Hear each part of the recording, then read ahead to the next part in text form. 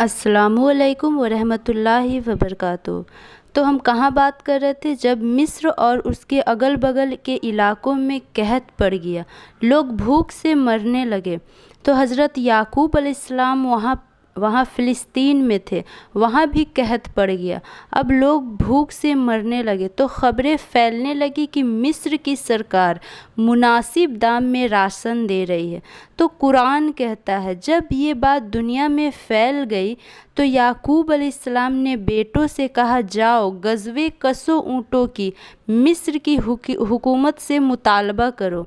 अब देखें, मिस्र की हुकूमत गैर मुस्लिम है और याकूब अलैहिस्सलाम पैगंबर के बेटे हैं, लेकिन गैर मुस्लिम मुल्क से मदद ले रहे हैं। इससे ये भी पता चलता है कि अगर आप बिजनेस कर रहे हैं या इज्तिमाई हालात ख़राब हो जाते हैं तो इससे गैर मुस्लिम मुल्कों से मदद लेना इस्लाम में हराम नहीं है।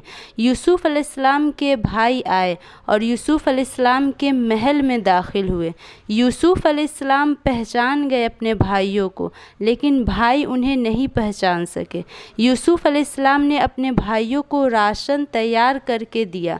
याकूब अलैहिस्सलाम ने बिन्यामीन को नहीं भेजा। उनको ख़तरा था कि जैसे इन्होंने यूसुफ़ के साथ किया, कहीं बिन्यामीन के साथ न कर दे, लेकिन यह कहा कि राशन इनका भी ले आना, इन्हें तुम्हारे साथ जाने की कोई ज़रूरत नहीं। यूसुफ़ अलैहिस्सलाम ने कहा, ये राशन रखो, लेकिन अगली दफ़ा अपने भाई को लेकर नहीं आए तो उसके हिस्से का राशन नहीं मिलेगा, क्योंकि तुमने कहा ना कि मेरा एक और भाई है, उसको भी लाना पड़ेगा, वरना तुम्हें कुछ नहीं मिलेगा। और इनकी जितनी कीमत थी उनके सामान में रख दिए ताकि वो खुश हो जाएं। और फिर अपने भाई को तो फिर भाई लोग कहने लगे, हम अब्बा को समझाने की कोशिश करेंगे और उसे ला कर छोड़ेंगे। तो यूसुफ़ अलैहिस्सलाम ने सारी पूंजी उनके सामान में चुपके से रख दिया। सारा काफ़िला राशन लेकर फ़िलिस्तीन आ गया और याकूब अलैहिस्सलाम से बेटे ने कहा, अब्बा कुछ राशन हमसे रोक लिया गया, कहा कि भाई को साथ लेकर आओ, हम भाई की हिफाजत लाजमी करेंगे। याकूब अलैहिस्सलाम ने कहा, मैं तुम पे ऐसे एतमाद कर लूँ जैसे इसके भाई के बारे में एतमाद किया। जब बोरिया खुली तो देखा सारा जमा पूंजी इसके अंदर रखी है। तो अब्बा से कहने लगे, अब्बा हमें और क्या चाहिए, हमें राशन भी दे दिया और पैसे भी नहीं लिए।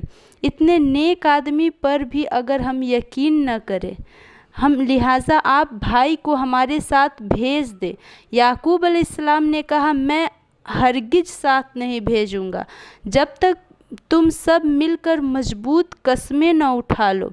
हर कीमत पर उसे वापस लेकर आना है, इल्ला कि तुम्हें डाकू न घेर के कत्ल कर दे।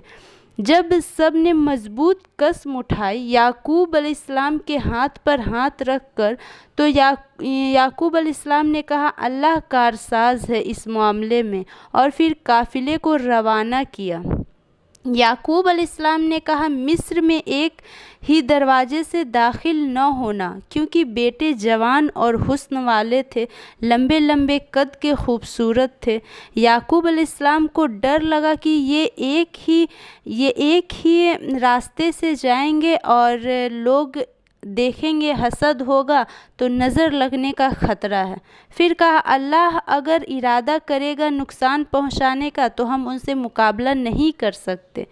कुरान कहता है, यह काफ़िला बिन्यामीन के साथ हज़रत यूसुफ़ अलैहिस्सलाम के महल में आ गया। यूसुफ़ अलैहिस्सलाम ने भाई को तन्हाई में ले गए और उनसे बताया, मैं यूसुफ़ हूँ, तुम्हारा भाई। ये लोग तुम्हारे साथ जुल्म कर रहे हैं, अब नाउम्मीदी होने की कोई ज़रूरत नहीं। इससे पता चलता है कि इनको भी उन्होंने टेंशन दे रखा था, सिर्फ हसद की वजह से। जब सामान तैयार किया गया भाइयों का, तो अपने भाई के सामान में कीमती प्याला, बादशाह का कीमती प्याला यूसुफ़ अलैहिस्सलाम ने रख दिया।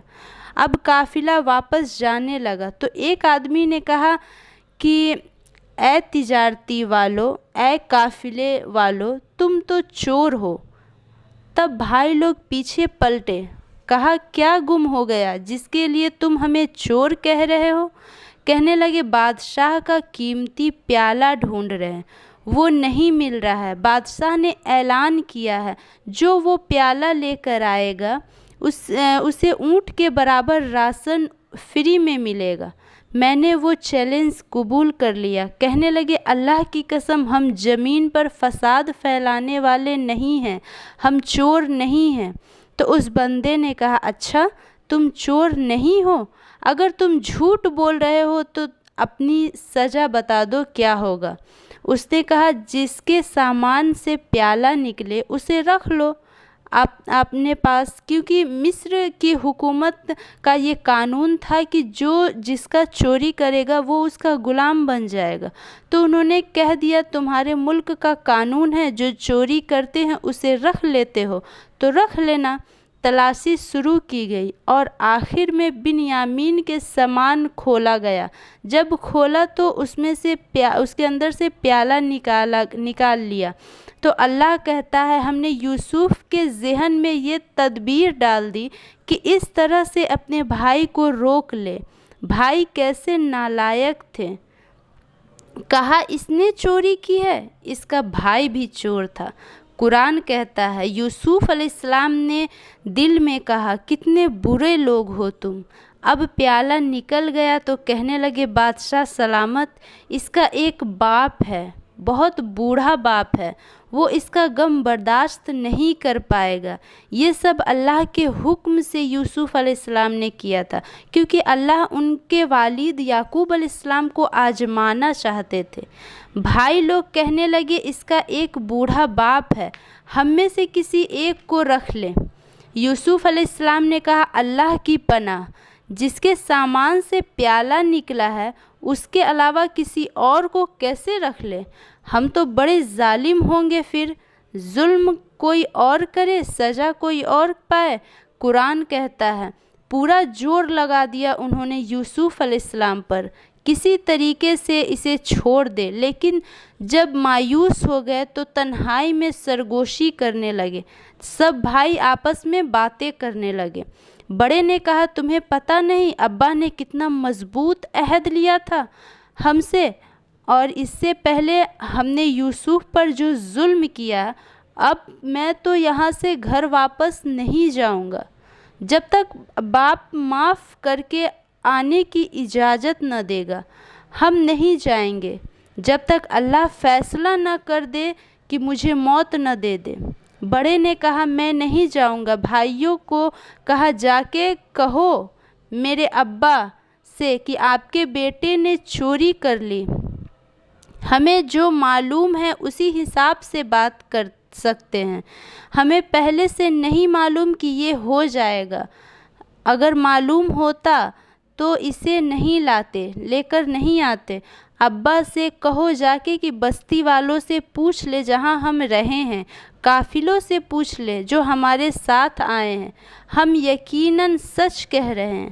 لیکن یعقوب علیہ السلام نے کہا تمہارے نفسوں نے یہ بات گڑھ لی ہے، تم جھوٹ بول رہے ہو، تم نے اپنی طرف سے بات گڑھ لی ہے۔ اس سے پتہ چلتا ہے کہ پیغمبروں کو غیب کی خبر معلوم نہیں رہتی ہے، ہاں جو اللہ بتاتے ہیں وہ وہی جانتے ہیں۔